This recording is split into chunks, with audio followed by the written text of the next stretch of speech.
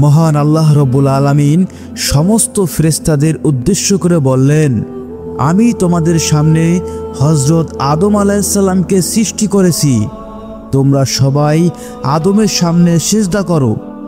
আল্লাহর এই হুকুম উচ্চারিত হওয়া মাত্রই কোটি কোটি ফেরেশতা বিনা বিলম্বে হযরত আদম আলাইহিস সালামের সামনে সিজদায় নত হলেন। আসমান জুড়ে তখন প্রশান্তি ও নূরের আলো ছড়িয়ে পড়ল।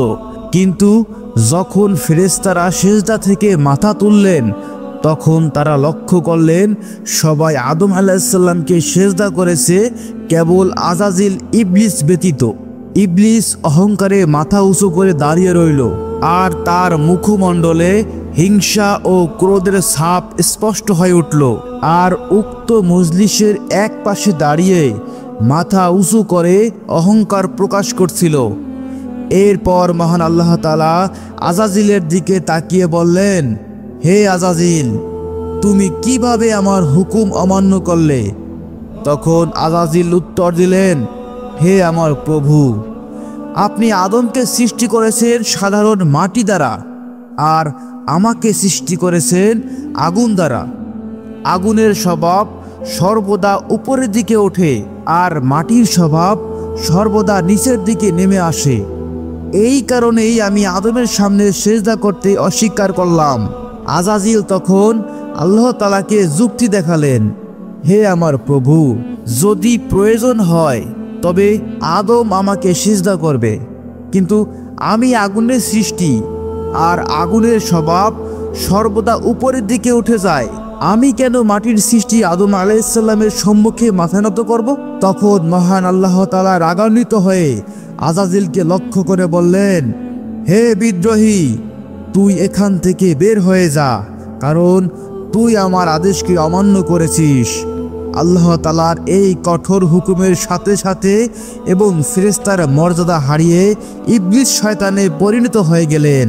আল্লাহ তাআলা যখন আজাজিলকে অভিশপ্ত করে জান্নাত থেকে বিতাড়িত করলেন, তখন শয়তান উচ্চ স্বরে বলল, হে মেহেরবান খোদা, আমি 6 লক্ষ বছর যাবত আপনার ইবাদত বন্দেগী করেছি এবং ফেরেশতাদের বিভিন্ন প্রশিক্ষণ দিয়েছি, অতএব আমার এই সমস্ত ইবাদত ও খেদমতের উসিলায় আমাকে ক্ষমা করুন।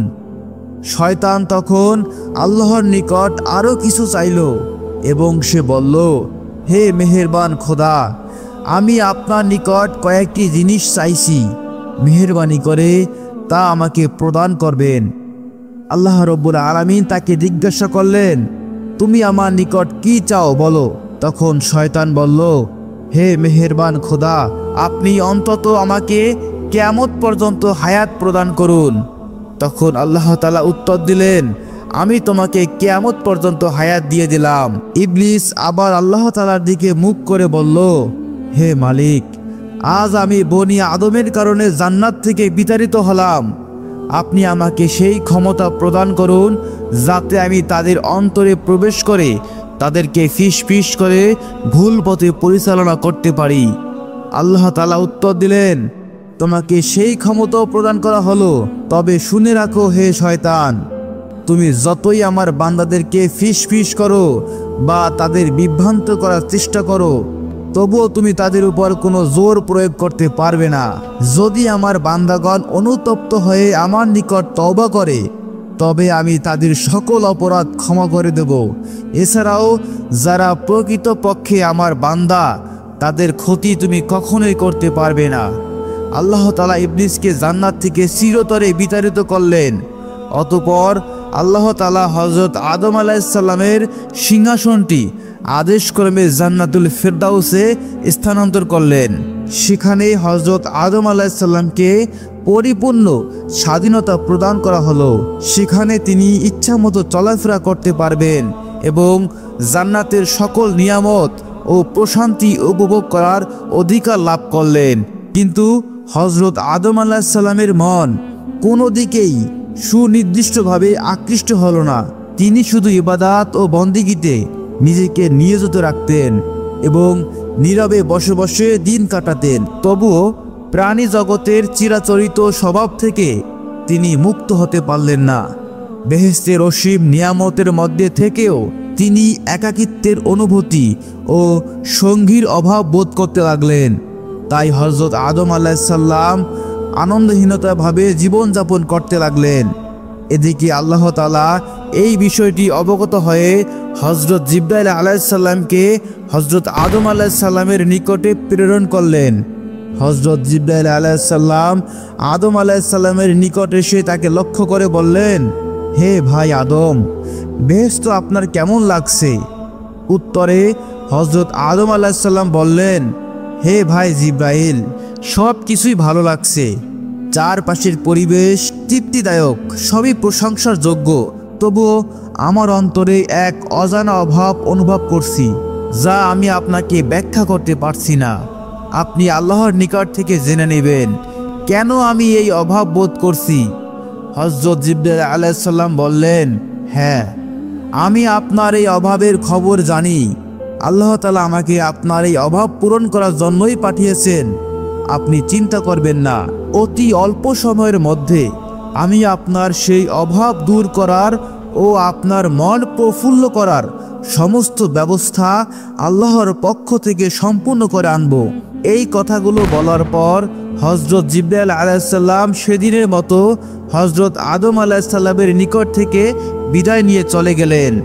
অতঃপর পরের দিন ফজরের পূর্বে আল্লাহর ইচ্ছা অনুযায়ী হযরত জিবরাইল আলাইহিস সালাম হযরত আদম আলাইহিস সালামের ঘুমন্ত অবস্থায় তার নিকটে পৌঁছালেন।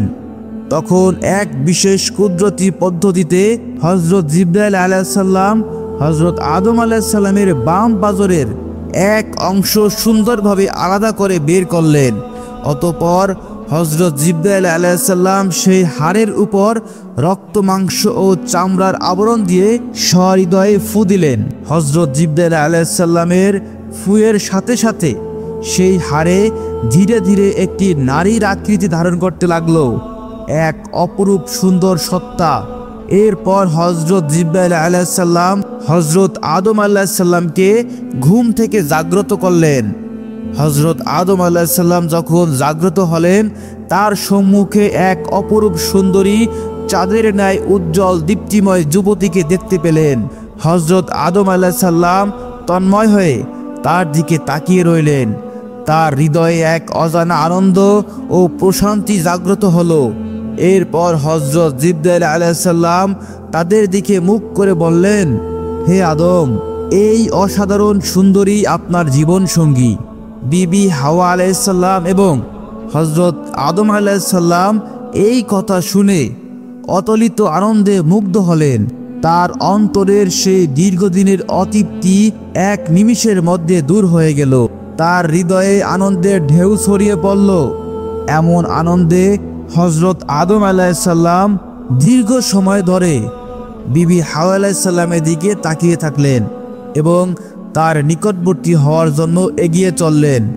তখন জিবরাইল আলাইহিস সালাম বাধা দিয়ে বললেন, তাকে বিবাহের বন্ধনে আবদ্ধ করার আগে তার নিকটবর্তী হওয়া আপনার জন্য বৈধ নয়।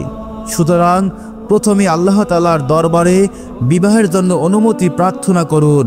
হযরত আদম আলাইহিস সালাম হযরত জিবরাইল আলাইহিস সালামের দেখানো পদ্ধতি অনুসরণ করে হযরত হাওয়া আলাইহিস সালামকে বিয়ের জন্য আল্লাহর দরবারে প্রার্থনা করলেন। আল্লাহ তাআলা হযরত আদম আলাইহিস সালামের আবেদন অনুযায়ী তাদের বিবাহ সম্পূর্ণ করার সিদ্ধান্ত গ্রহণ করলেন।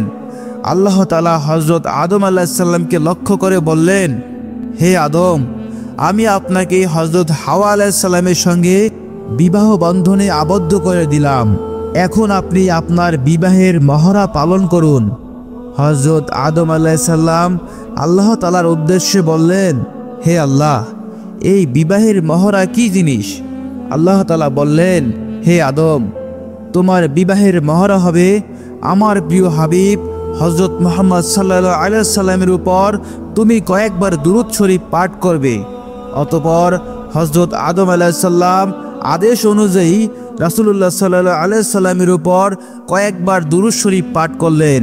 এভাবেই হযরত আদম ও হাওয়া আলাইহিস সালামের বিবাহের কাজ সম্পন্ন হয়ে গেল। বিবাহের কাজ সম্পন্ন হওয়ার পর আল্লাহ তাআলা হযরত আদম আলাইহিস সালামকে পরম আনন্দের সঙ্গে বেহেশতের বসবাস করার সুযোগ দিয়ে দিলেন।